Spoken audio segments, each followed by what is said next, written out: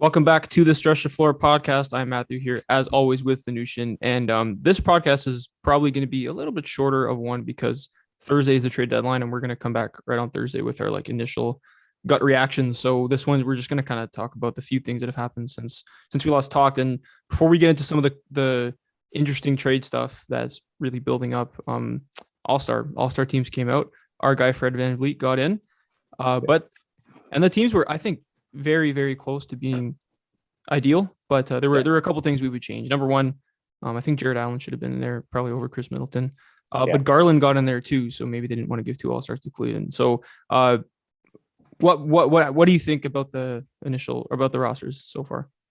I think that's the only change that majority of NBA Twitter and stuff was talking about was getting in Jared Allen over Chris Middleton. Mm-hmm. But there is one more spot that is the Kevin Durant injury replacement spot, and that's going to be Jared Allen. So he's going to still get in there, and yeah, it seems pretty fair. It seems like everyone else got their spot. You could argue maybe Pascal or someone deserved it over Chris Middleton and stuff like that, but it's all up to seeding and stuff like that because they don't want to give Raptors two All-Stars when they're just competing for the 7th, 6th seed right now. Obviously, if Pascal was here at the beginning of the season, I think he could have made that push. Raptors would be a higher seed. He would probably be an All-Star over Chris Middleton. And Jared Allen will obviously get in. I think the whole NBA Twitter, everyone's in concession, in agreement that Jared Allen is Kevin Durant's injury replacement. I think Adam Silver is going to see that. He can just check especially the NBA Twitter. Right. Yeah, check NBA Twitter and all the mentions of that. So I think he's going to get in. And I think Darius Garland's going to start. Or Kevin Durant. I think he's going to get that starting spot just because it's in Cleveland. I want to give it to a Cleveland star. I think they're going to give it to Darius Garland to get that starting spot over Kevin Durant. It's not James Harden. I don't think it's going to be James Harden, especially with him sitting out and all that little stuff. They're going to be let's just throw it to some Cleveland, get some Cleveland love. And I think LeBron will probably draft him early too. It's from Cleveland. LeBron likes that. So LeBron will get him, and I think it'll be a fun thing to see. Yeah, I think regardless of whether or not the injury replacement has to be a forward, I'm still unclear if it has to be a forward or not. But regardless, I think it comes down to Allen and Pascal. I think you could make a very strong case for Pascal, but based on number one, that the Cavs are the 4 seed right now. And the Raptors are 7, although the Raptors have the longest win streak in the East. And it being in Cleveland and Jared Allen's stats and how good he's been, it's going to be him. But I think right next up would be Pascal. So hoping there's not another injury, but if there is, I think he would be next up. Yeah, I think Pascal probably deserved it over Chris Middleton, but Chris Middleton kind of stole the spot. And it's kind of funny how we came to a certain point now where it's championship everything. But Chris Middleton kind of got in, kind of using his name value rather than his actual play. Right. Kind of funny to see, but that's what happens when you win a championship and you're the second best player on that team. Kind of just get in there, but it's not too big of a snub or crazy, something crazy. Over on the West, I think the reserves are perfect. I think everyone agreed the reserves are perfect. So everyone just talked about Jorgens again. They're like, "Oh man, Jorgens didn't deserve it. Jorgens didn't deserve it." But yeah, we talk about this forward thing because the West name that keeps getting brought up as a snub is DeJounte Murray. Right. So if it is a forward restriction where a forward has to replace a forward because Draymond Green isn't playing, that's going to be a little sticky situation because everyone wants DeJounte Murray in. Who, if it's not a forward, it has to be DeJounte Murray, and if it is a forward, who is it? Brandon Ingram. That's crazy.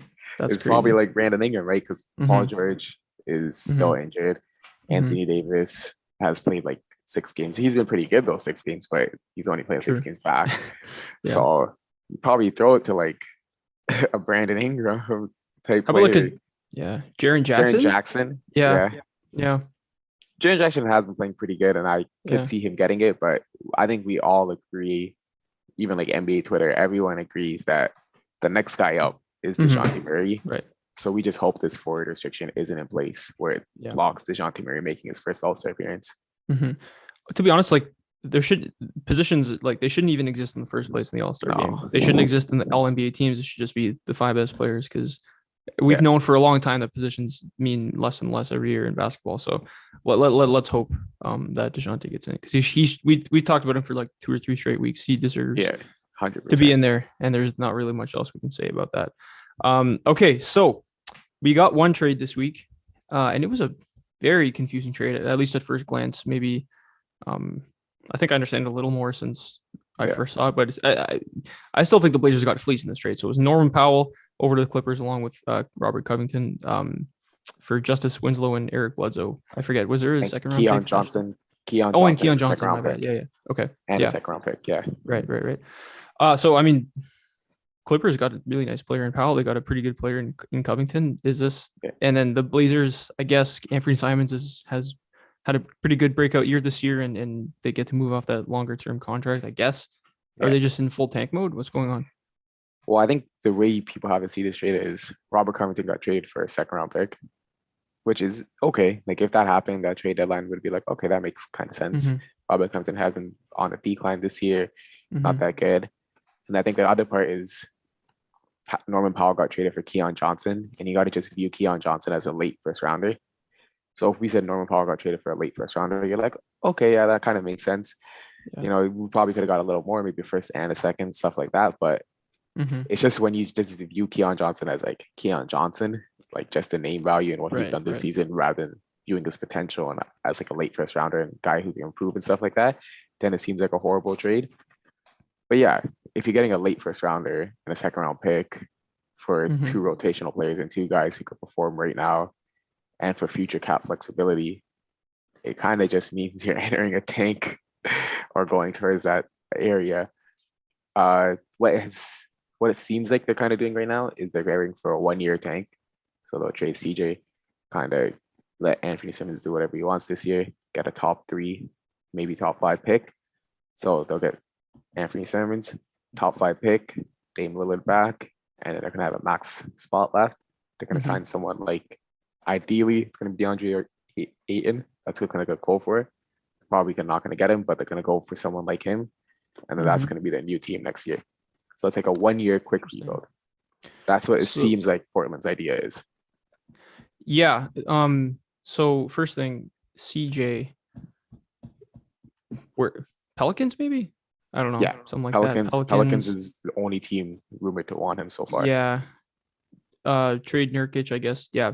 The thing that comes up to me is like Dame does not strike me as the type of player who would be okay with like milking his injury and not playing for the rest of the year. You know what they did with Shea at the end of last year with OKC and like some of the stuff they were doing before. Dame does not strike me like he would be okay with that. So I just wonder how that's gonna go. I think they'll just be like, all right, this is our one chance to get you to like a winning situation in Portland.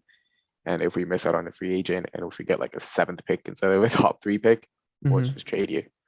And they'll kind of just give him like the ultimatum, like, give us this one chance. Let us try to do this 1-year thing. If it doesn't work out, we'll just send you out, get you to that West team that you want to play in, go compete for a championship. And it's possible. Like if they get the 7th pick and they get no free agent, then I think a Dame trade is like happening, right? But if they get a 3rd pick and like Bradley Beal joins them or something like that, right? Then you can see Dame trying to win a championship with Portland again. But yeah, I think that's their plan. A 1-year rebuild, get a top pick while getting a max free agent. And if it doesn't work, Dame Lillard is probably going to be like a New York Knicks, like someone like that, someone who has a bunch of young players, picks. Yeah.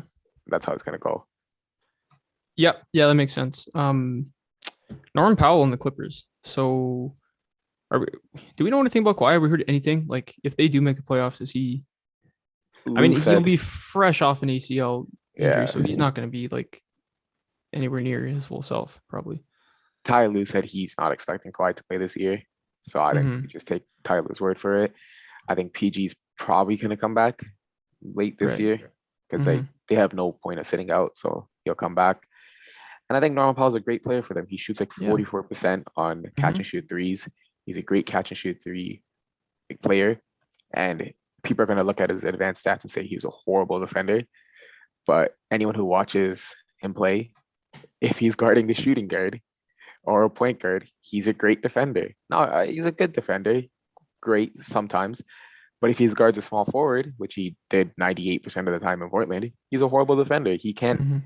make up for that 4 inches, like some other players who are really small, who play big, make up for that loss of like height and stuff. That's not Norman Powell. He needs to match up against guys his size to have a good chance defensively.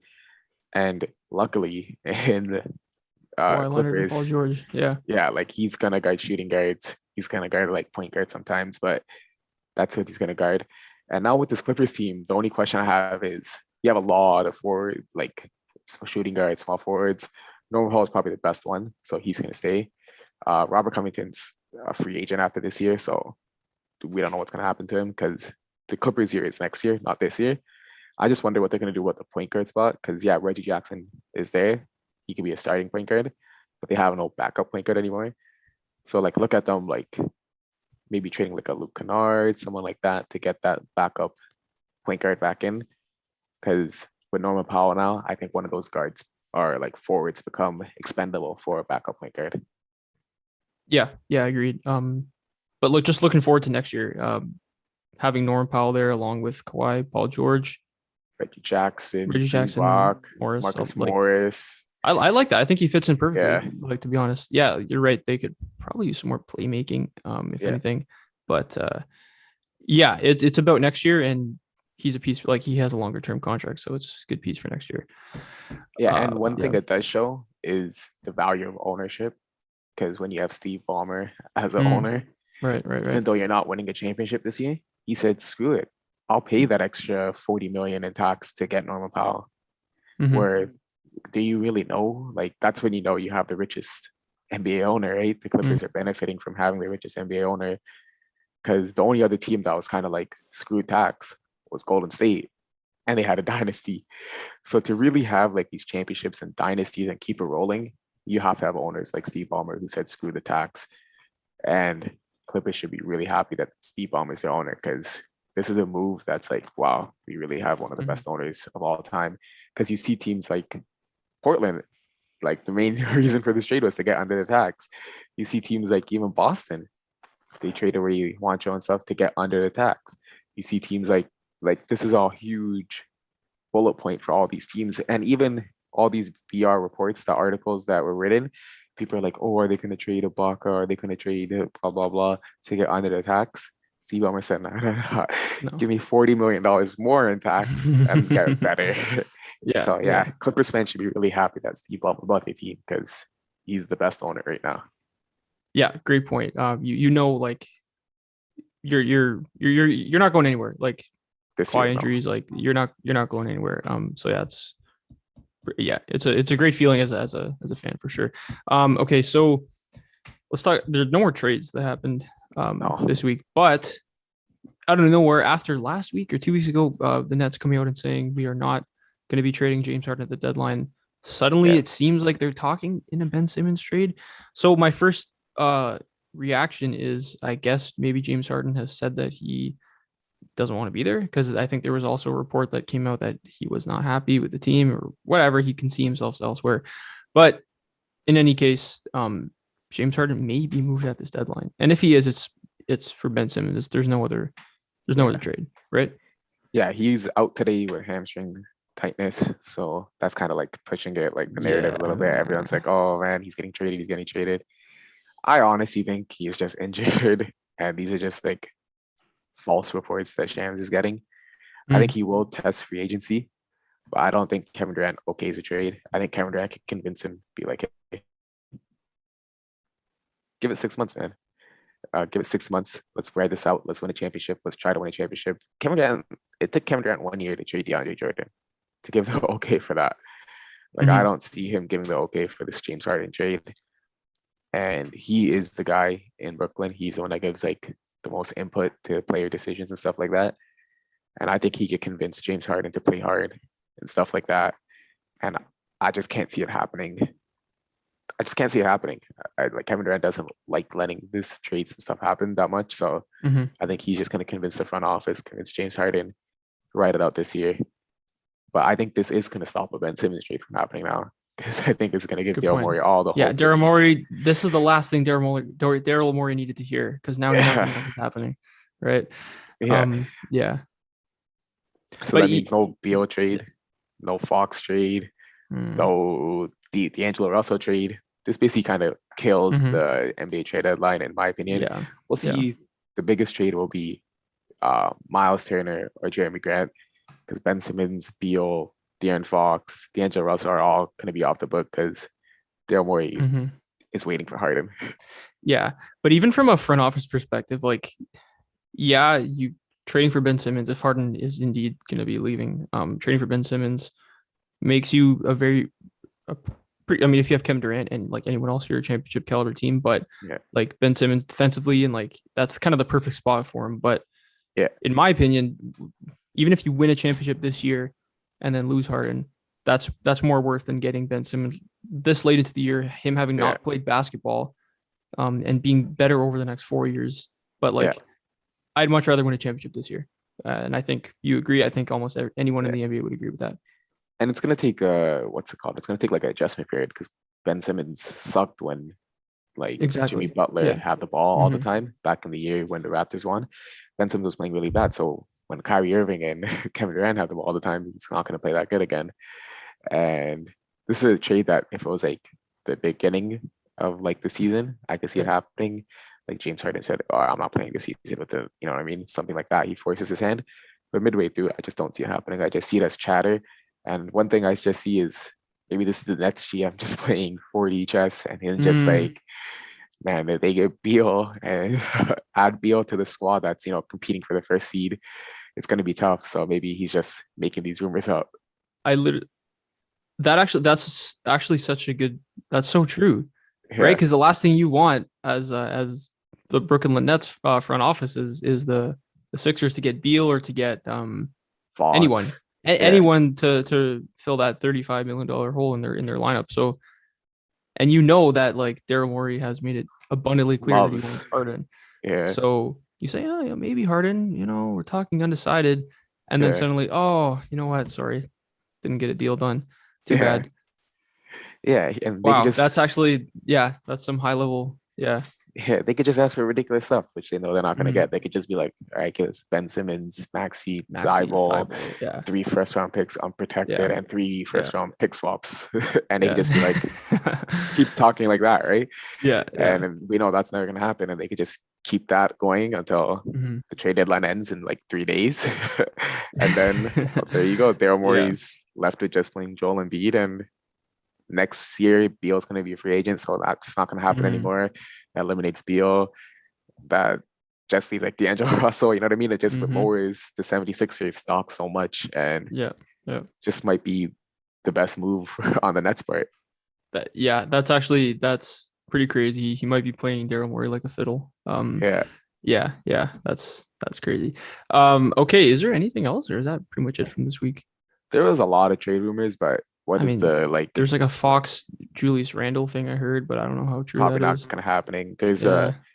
Pelicans are buyers, Mm. surprisingly. Hmm. They really Weird. want to get rid of like Josh Hart for someone. Like that's the big piece they want to get rid of.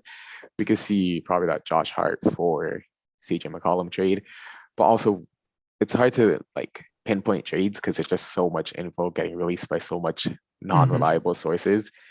So like if you just look at Shams and Woj's tweets, the only ones that really they talked about was this Ben and Harden swap, and then the actual trade that happened with Norm. Because Brian Windhorst is talking about Rudy Gobert, Donovan Mitchell Yeah, thing, yeah. What? and Brian Windhorst is supposed to be respectable and stuff, but Hmm. everyone's kind of like debunking that. So you know what I mean? Like people get just there's so much false information flying right now that there's going to be an actual trades that happens like this Norman Powell to the Clippers trade, which none of us had any rumors, none of us had any idea about, none of us even Hmm. knew Clippers were buyers this season happen, and then it just flies over your head. So all these rumors this close to the trade deadline are just made up. Yeah, exactly. And you know what? The trade deadline's 3 days away. Just Um, wait it out. Yeah. just wait it out. Have your Woj notifications on. I would recommend only Woj notifications because Woj will anything real he'll retweet it too. So just Yeah. only just Woj. He's even breaking NFL news sometimes. It's that he's crazy. Um, He's the GOAT. He's the GOAT. Yeah. But yeah, this was a short one. We'll be back literally in 3 days on Thursday to talk about the actual trade deadline. We got to last year's deadline was really good. We had the Vucevic trade. We had Norman Powell got traded from the Raptors, and he's traded again now. I think Covington might have got traded. Anyway, Gary Trent Jr. yeah, Gary Trent Jr. Yeah. Yeah. Anyway, so hopefully this deadline is as good as that deadline. So yeah, we'll see you guys in 3 days. In the meantime, you know where you can find us. Instagram at Stress to Floor Podcast. Subscribe to SCF Clips on YouTube, Spotify, iTunes. Subscribe wherever you get your podcast. Leave a like, rating, review because it all really helps. Thank you again. We'll see you in a few days.